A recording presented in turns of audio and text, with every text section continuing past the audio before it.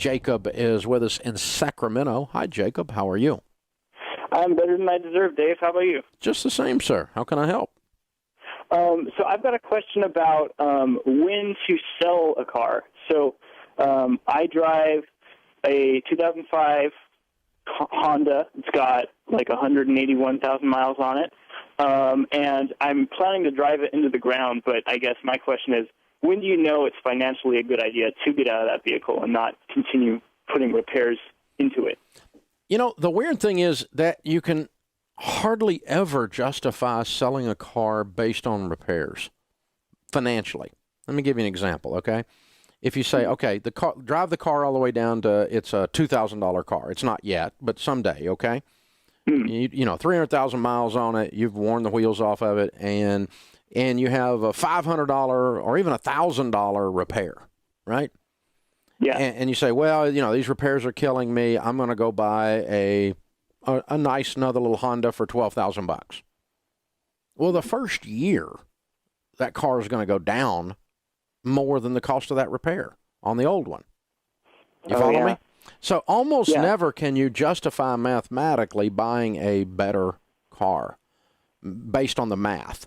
Or based on the gas mileage even. Very few people drive enough miles to justify the difference on gas mileage, especially as cheap as gas is now. So the whole Prius thing is a freaking joke, you know, in terms of figuring out a way to buy a $30,000 car versus a $20,000 car and make up that $10,000 worth of gas mileage. You'd have to drive the freaking thing to the moon mathematically. Okay, so you can't do it based on the math. So what it comes down to is, if you're going to buy a Prius, you're doing that because you're worried about the planet, or whatever you're doing. I mean, on the environmental issues, right?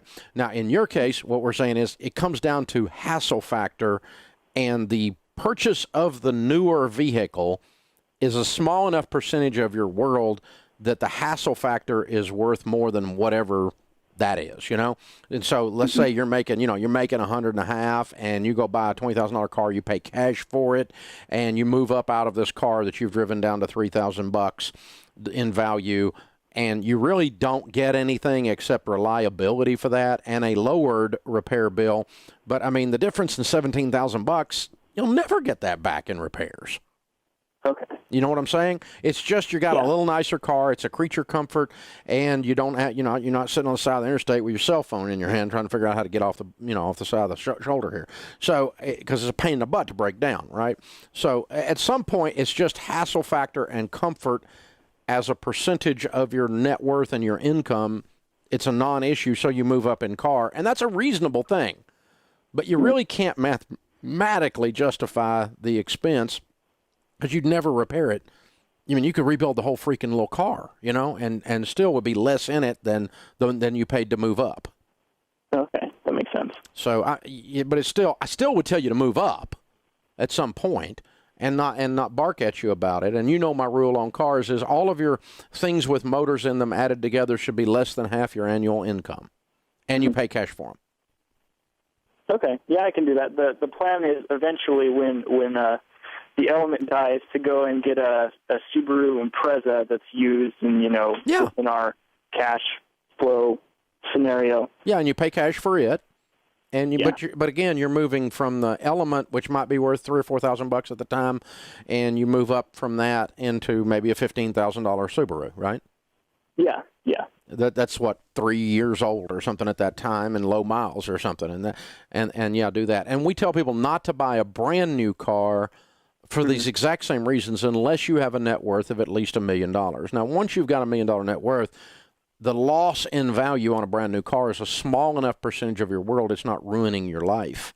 But when you got no money and you make $50,000 and you're driving a $30,000 car, that's stupid zone. Yeah. You're not there, but I mean, for our listeners' sake, you know that we tell people that because you're just losing your butt every day. Every time you start the car, you lost another $1,000. You know, it's just crazy. And then you scratch your head and wonder why your kid's college funded. And that's what we tell people not to do. So you're on track here. But I also want to give people permission to, drive it down till the wheels fall off. That's fine. But go ahead and move up when you've got the cash and when you got yourself in good financial condition. You're out of debt. You got the emergency fund in place. You got some car money above that. and then get you a decent vehicle. I don't mind you doing that at all. I was trying to encourage a young friend of mine who's got a net worth of about $1 million this weekend. Go ahead and, she was not wanting to buy a new car. And I said, you're in good shape. You're just being a tightwad.